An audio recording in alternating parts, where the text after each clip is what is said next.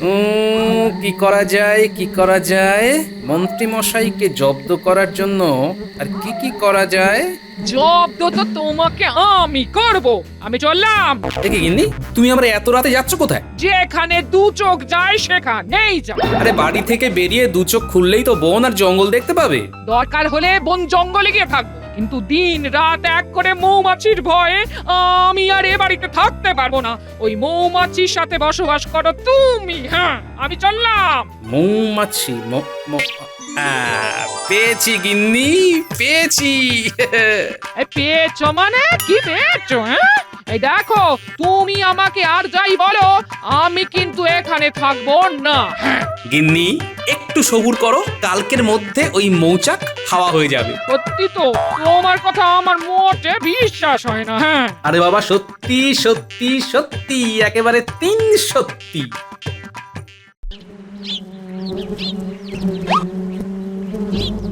কি জ্বালা!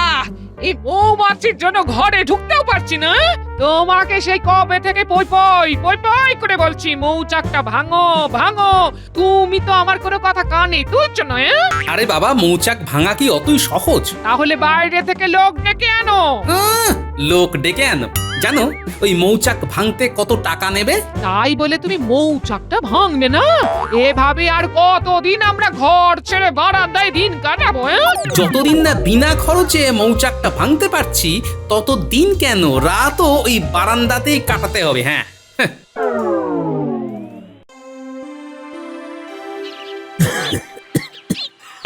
মহারাজ, আপনার তো দেখছি ভালোই কাশি হয়েছে। আর বলো না মন্ত্রী, আবহাওয়ার পরিবর্তনের সাথে সাথে শরীরে ঠান্ডাটা বেশ ভালোই লেগে গেছে। আসলে বয়স হচ্ছে তো। বয়সটা আপনার নয় মহারাজ, রাজসভার বাকি সদস্যদের হচ্ছে। তার মানে কি বলতে চাইছো মন্ত্রী? দেখুন মহারাজ, দিনকাল তো ভালো নয়, আর রাজসভার সবারই বয়স প্রায় 50 ঊর্ধ্ব। কার রোগ কার থেকে কার শরীরে ছড়ায় সে কি আর বলা যায়? দেখুন না, দেখুন আপনার চেহারার জৌলুসটাও কেমন সেনাপতির মতো কতটা ফিকে হয়ে গেছে দেখুন। হ্যাঁ, ঠিকই বলেছো মন্ত্রী, চেহারাতে আর আগের মতো উজ্জ্বলতা নেই। দেখুন মহারাজ, বড় সড়ো কিছু হয়ে যাওয়ার আগে আপনি সবাইকে রাজসভা থেকে বিতাড়িত করে দিন। কি বলছো? মানে আমি বলতে চাইছি, যারা আর কি 50 ঊর্ধ্ব, মানে যাদের 50 বছর হয়ে গেছে, তাদেরকে এইবার অবসর দিয়ে দিন। হ্যাঁ, কি বলছো? 50 ঊর্ধ্ব সবাইকে আমি অবসর দিয়ে দেব? তাহলে রাজসভা চলবে কিভাবে? আরে মহারাজ, আমি তো আছি, চিন্তা করছেন কেন? কিন্তু তুমিও তো 50 ঊর্ধ্ব। দেখুন মহারাজ, এত বড় রাজ্যপাট তো আর আপনার একার পক্ষে চালানো সম্ভব নয়। একজনকে তো থাকতেই হবে। আর রইল বাকি রাজসভার বাকিদের কাজ।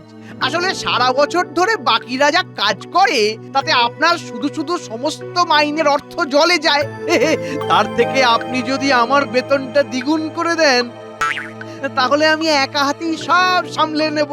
এতে আপনার অর্থ বাঁচলো আর শরীর দুটোই ঠিক রইলো। কথাটা তুমি মন্দ বলনি। তবে গোপালকে কিন্তু ছাড়া যাবে না। গোপালকে রাজসভাতে রাখতেই হবে। মহারাজ, আপনি নিশ্চিন্তে থাকুন, গোপালের কাজও আমি সামলে নেব। হ্যাঁ, না না মন্ত্রী, তুমি যাই বলো না কেন, গোপালকে আমি ছাড়ছি না। আর গোপাল আমার সাথে না থাকলে কেমন যেন শরীরে বল পাই না। তাহলে আমি এখন আসছি মহারাজ, রাজসভায় দেখা হবে।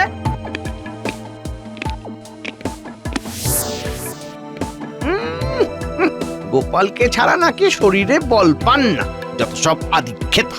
ঠিক আছে, আগে বাকিদেরকে রাজসভা থেকে তাড়াই, তারপর গোপালকেও ঠিক কায়দা করে বের করে দেব। আর একবার গোপালকে রাজসভা থেকে বের করতে পারলে মহারাজকে কাবু করা আমার এক চুটকির কাজ।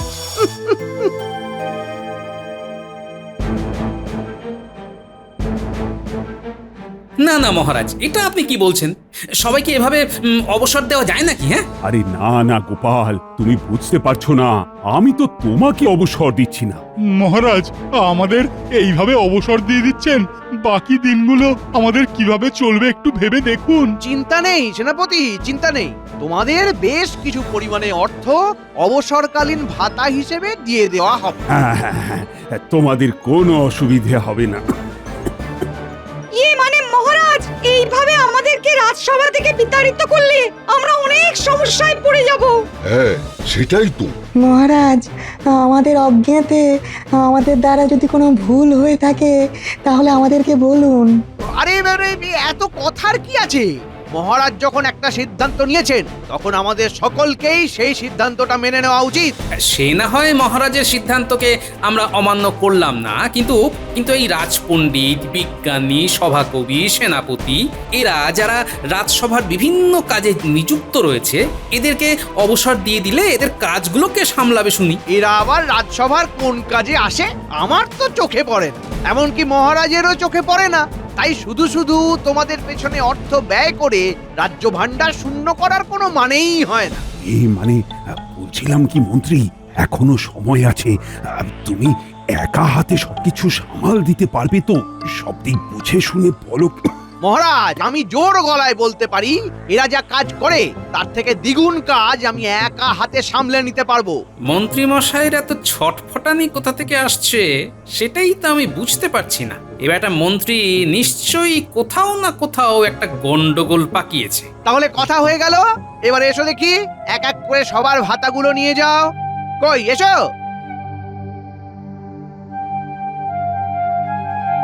নিন মহারাজ, নিন। এবার এক এক করে সবার হাতে তাদের ভাতাগুলো তুলে দিন মহারাজ।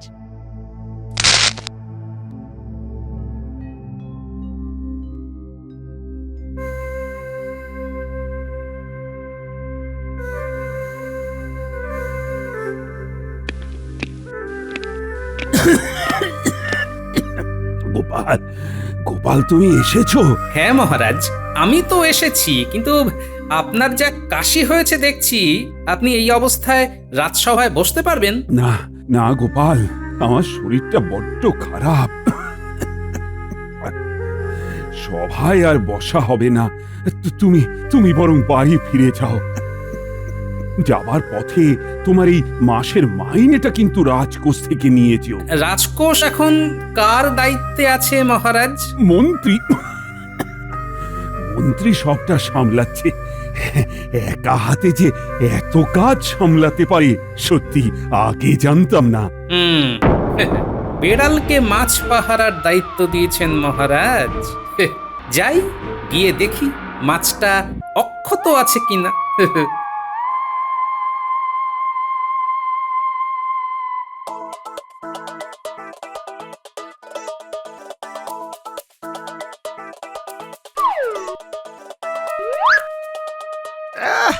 আরে দূর দূর, আরে আরে ঢোক না রে বাবা, ঢোক না। উফ, কাল থেকে আরো বড় ফতুয়া পরে আসতে হবে, যাতে আরো বেশি বেশি করে মোহর ভরে নিয়ে যেতে পারি।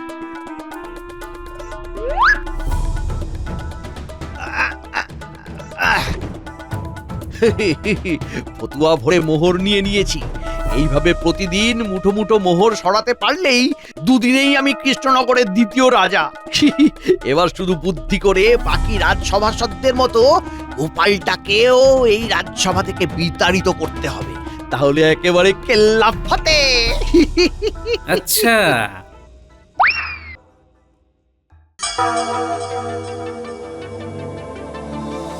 তাহলে এই ব্যাপার। মন্ত্রীমশাই, আপনি যদি বুনো ওল হন তাহলে আমিও বাঘা তেঁতুল। কিভাবে আপনাকে জব্দ করতে হয় ভালো মতোই জানা আছে।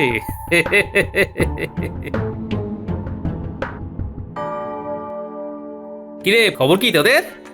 আরে দাদু, তুমি?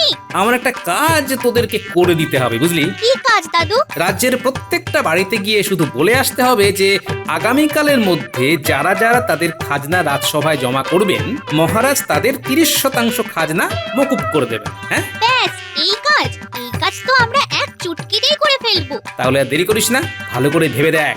সব বাড়িতে বলতে হবে কিন্তু, পারবি তো? তুমি নিশ্চিন্তে বাড়ি চলে যাও দাদু, ধরে নাও তোমার কাজ হয়ে গেছে। চললাম রে তবে। কালকে সবাই দেবে খাজনা, আর মন্ত্রী মশাইয়ের বাজবে বাজনা।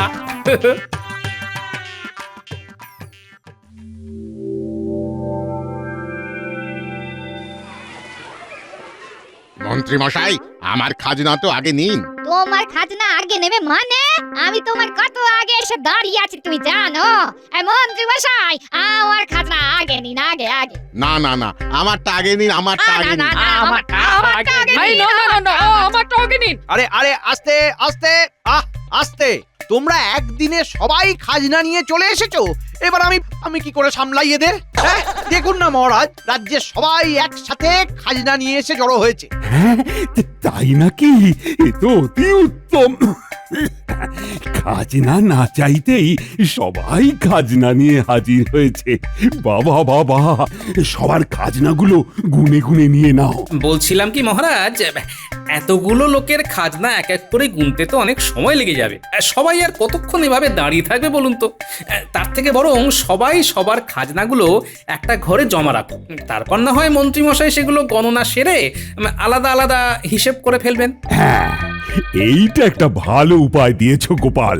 সঠিক সময়ে সঠিক বুদ্ধির প্রয়োগ একমাত্র তুমিই করতে পারো। মন্ত্রীমশাই, আপনি বরং রাজকোষাগারে গিয়ে বসুন, আমি সবাইকে এক এক করে পাঠাচ্ছি। ইয়ে মানে এতগুলো মোহর। কি হয়েছে মন্ত্রীমশাই? না, গোপালের সামনে কাবু হলে চলবে না, আমাকে শক্ত থাকতে হবে। না মানে বলছিলাম যে এতগুলো মোহর হয়েছে তো কি হয়েছে, আমি সব সামলে নেব। ভাঙবে তবু মচকাবে না, ঠিক আছে? আমিও দেখবো কতক্ষণ আপনি সহ্য করতে পারেন। বাহ বাহ বাহ বাহ, রাজকোষাগার এমন পরিপূর্ণ দেখে নিজেরও ভালো লাগছে।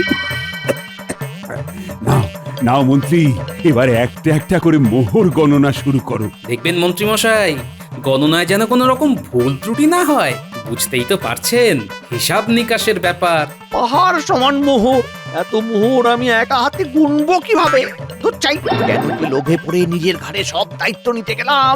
হ্যাঁ মন্ত্রী, তুমি শুরু করো, আর সমস্ত মোহর গণনা শেষ হয়ে গেলে আমার ঘরে এসে একবার জানিয়ে দিও। নিন মন্ত্রীমশাই, শুরু করুন।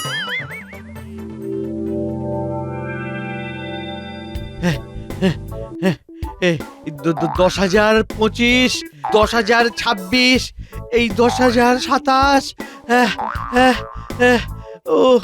ও মা গো, আর পারছি না, আর পারছি না। কি ব্যাপার মন্ত্রীমশাই, মনে হচ্ছে হাঁপিয়ে গেছেন? তাহলে কি আমি ওই মহারাজকে গিয়ে বলবো? এই না না না না না না না, আমি তো একটু বিশ্রাম নিলাম। এই তো আবার গণনা শুরু করব। এই 10,026, 10,027, 10,027। শেষে 10,026 ছিল নাকি 17 ছিল? কোনো গন্ডগোল হচ্ছে না তো মন্ত্রীমশাই? 26 নাকি 27? 26 না 27, এই রে, গুলিয়ে ফেললাম। তাহলে আর কি, ভুল গণনা করাচ্ছে, আপনি বরং আবার প্রথম থেকেই শুরু করুন। কি বলছো গোপাল, আবার প্রথম থেকে শুরু করব? হ্যাঁ নয় হ্যাঁ।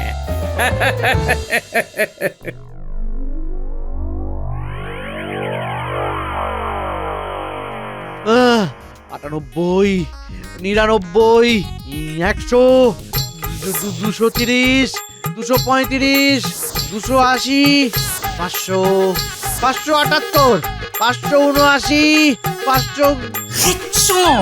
এই যা, আবার গেল।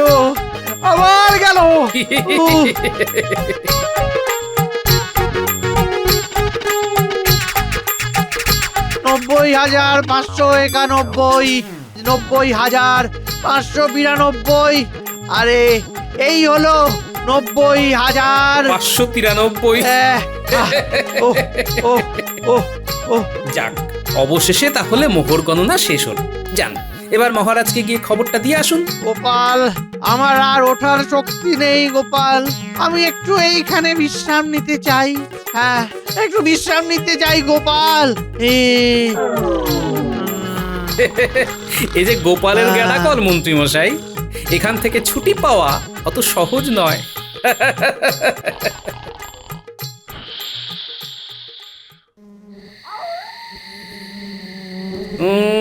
কি করা যায় কি করা যায় মন্ত্রী মশাইকে জব্দ করার জন্য আর কি করা যায়? জব্দ তো তোমাকে আমি করব। আমি চললাম। দেখি গিন্নি, তুমি আবার এত রাতে যাচ্ছ কোথায়? যেখানে দু চোখ যায় সেখানেই যাও। আরে বাড়ি থেকে বেরিয়ে দু চোখ খুললেই তো বন আর জঙ্গল দেখতে পাবে। দরকার হলে বন জঙ্গলে গিয়ে থাকবো, কিন্তু দিন রাত এক করে মৌমাছির ভয়ে আমি আর এ বাড়িতে থাকতে পারবো না। ওই মৌমাছির সাথে বসবাস করো তুমি। হ্যাঁ, আমি চললাম। মৌমাছি পেয়েছি গিন্নি, পেয়েছি। এই পেয়েছো মানে কি পেয়েছো? হ্যাঁ, এই দেখো, তুমি আমাকে আর যাই বলো, আমি কিন্তু এখানে থাকবো না। হ্যাঁ, গিন্নি একটু সবুর করো, কালকের মধ্যে ওই মৌচাক হাওয়া হয়ে যাবে। সত্যি তো, তোমার কথা আমার মোটে বিশ্বাস হয় না। হ্যাঁ, আরে বাবা, সত্যি সত্যি সত্যি, একেবারে 3 সত্যি।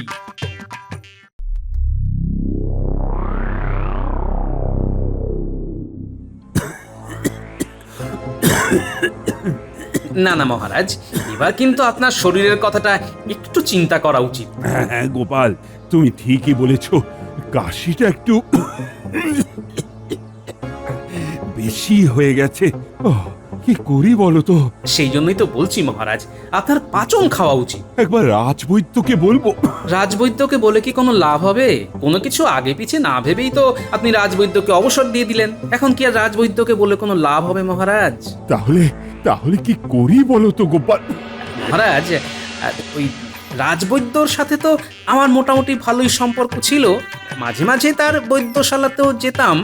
সেখান থেকে আমি যতদূর জানি, মানে ওই রাজবৈদ্য বলতো আর কি, খুব কাশি হলে নাকি খাঁটি মধু খেলেই কাশি এক্কেবারে সেরে যায়। তাই নাকি? আটি মধু? তাহলে তো আমি এক্ষুনি বাজার থেকে আটি মধু নিয়ে আসার ব্যবস্থা করছি। এই এই কে আছিস? দাঁড়ান মহারাজ, দাঁড়ান। আবার কি হলো? বলছিলাম কি মহারাজ, বাজারের মধু কি আর খাঁটি হবে? জানেনই তো আজকাল বাজারের জিনিসপত্রে কি পরিমাণে ভেজাল থাকে। তাহলে খাঁটি মধু কোথায় পাবো? মৌচাকে। মৌচাকে? হ্যাঁ মহারাজ, একমাত্র মৌচাকেই আপনি খাঁটি মধু পাবেন। গোপাল, তুমি যে কি বলছো না, আমি এখন মৌচাক কোথায় পাবো বলো তো? মহারাজ, আমি থাকতে আপনার কোনো চিন্তা নেই। এই গোপালের কাছে সব কিছুর জোগাড় আছে। কি বলছো গোপাল? তোমার কাছে মৌচাকেরও জোগাড় আছে? আছে। কোথায় কোথায়? আমার ঘরে। হ্যাঁ, আমার ঘরে একটা বড় মৌচাক হয়েছে। সেই মৌচাক ভর্তি একেবারে খাঁটি মধু। ওই মধু একবার খেতে পারলে আপনি একেবারে সুস্থ হয়ে যাবেন মহারাজ। তাই নাকি? হ্যাঁ মহারাজ, কিন্তু ওই মৌচাকের ধারে কাছে যাবার সাহস আমার হচ্ছে না। সারাক্ষণ ধরে ওই মৌমাছিগুলো ভনভন ভনভন করছে। কিন্তু আমি পারছি না তো কি হয়েছে, আমাদের মন্ত্রী মশাই আছেন। আপনি বরং ওনাকেই বলুন, একেবারে মৌচাক ভেঙে খাঁটি মধু আপনার জন্য নিয়ে আসবে। হ্যাঁ গোপাল, তুমি একেবারে ঠিক বলেছ। আমি আমি এক্ষুনি মন্ত্রীকে খবর পাঠাচ্ছি। এই এই কে আছিস? মন্ত্রীকে খবর পাঠা, মধু আনতে যেতে হবে, খাঁটি মধু। হ্যাঁ, কি বলছেন মহারাজ? আমি মধু আনতে যাব? কেন কেন যাবে না কেন? মন্ত্রী মশাই মনে হয় ভয় পাচ্ছেন মহারাজ। কি ব্যাপার মন্ত্রী, তুমি ভয় পাচ্ছ? এই যে তুমি বলেছিলে তুমি নাকি সব সামলে নিতে পারবে। হ্যাঁ, মানে মহারাজ বলেছিলাম যে আমি পারবো। তাহলে আর কথা কিসের? আমি এদিকে খাঁটি মধু খাওয়ার লোকটাও সামলাতে পারছি না। যান যান, আর দেরি করবেন না, এইবারে জমবে মজা।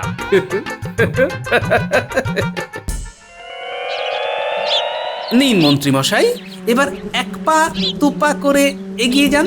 মানে গোপাল। আর কোনো মানে বোঝাতে হবে না মন্ত্রী মশাই, যান। ওরে বাবারে, ওরে বাবারে, আজকে যে কপালে কি আছে একমাত্র ঈশ্বরই জানেন। কি আছে কি আছে?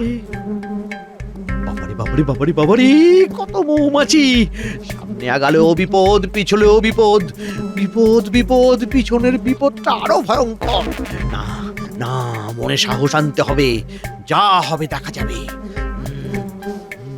এই হুশ হুশ, যা যা যা আরে যা না বাবা যা যা হুশ হুশ এই হুশ যা যা না রে হুশ এই হুশ এই মৌমাছি হুশ ওরে বাবা গো ওরে বাবারি ওরে বাবা গো ওরে মা গো কে আছো বাঁচাও বাঁচাও বাঁচাও কে আছো বাঁচাও বাঁচাও ওরে বাবা রে ওরে বাবা রে ওরে ওরে বাবা রে ওরে মা পড়ে গেলাম ও বাবা গো পড়ে গেলাম মশাই বাঁচতে চাইলে তাড়াতাড়ি ওই পুকুরে ঝাঁপ দিন।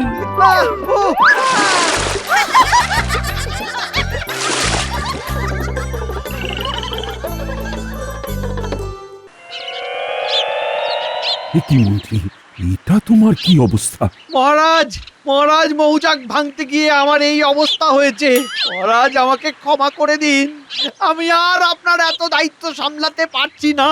হ্যাঁ, সামলাতে তো পারছো না, তাহলে দায়িত্ব নিয়েছিলে কেন? আমি আর দায়িত্ব নিতে পারবো না মহারাজ। মহারাজ আমার ভুল হয়ে গেছে, খুব ভুল হয়ে গেছে মহারাজ। তাহলে আমার খাঁটি মধুর কি হবে? চিন্তা নেই মহারাজ, মন্ত্রীমশাই পারেনি তো কি হয়েছে, আপনার বাকি রাজসভাসদগণ তো আছে। কই গো, কোথায় গেলে সব? এসো এসো এসো। এই যে মহারাজ, আপনার খাঁটি মধু একেবারে মৌচাক ভেঙে নিয়ে এসেছি। হ্যাঁ, সেনাপতি তুমি? এই যে মহারাজ, আপনার পাচন এই নিন ধরুন। এই মধু মিশ্রিত পাচন খেলেই আপনার কাশি একেবারে সেরে যাবে। মহারাজ, মৌচাকের এই খাঁটি মধুটি আমি বৈজ্ঞানিক পদ্ধতিতে আরেকবার পরিশ্রুত করে দিয়েছি। হ্যাঁ, এই মধু খেলে আপনার শরীর খুব ভালো থাকবে। তোমরা এসব আমার জন্য করেছো? হ্যাঁ হ্যাঁ মহারাজ। দেখছেন তো মহারাজ, যাদেরকে আপনি অকেজো ভেবে অবসর দিয়ে দিলেন তারাই আজ আপনার কাজে আসলো তো। সত্যি সত্যি আমার নিজের খুব লজ্জা বোধ হচ্ছে। আমি যাদের কথা একবারও ভাবলাম না, তারা আমার জন্য এত কিছু করলো। আমি তোমাদের কথা দিচ্ছি, আমি তোমাদের সবাইকে পুনরায় রাজপদে নিয়োগ করব। আর এই সব কিছু হয়েছে মন্ত্রীর জন্য। আমার কানে পুষ্মন্ত্র দিয়ে কান ভারী করা। মন্ত্রী, তোমাকে তো আমি শুলে চড়াবো। দরকার নেই মহারাজ, মন্ত্রীমশাই এমনি মৌমাছির হুলে পুরো তুলতুলে আলু মাখা হয়ে আছেন। নিন মহারাজ নিন, মধুটা খান এইবার। আরে, মধুটা তো দারুণ স্বাদ। গোপালের বাড়ির খাঁটি মধু বলে কথা, ভালো তো হতেই হবে। কি বলেন মন্ত্রীমশাই?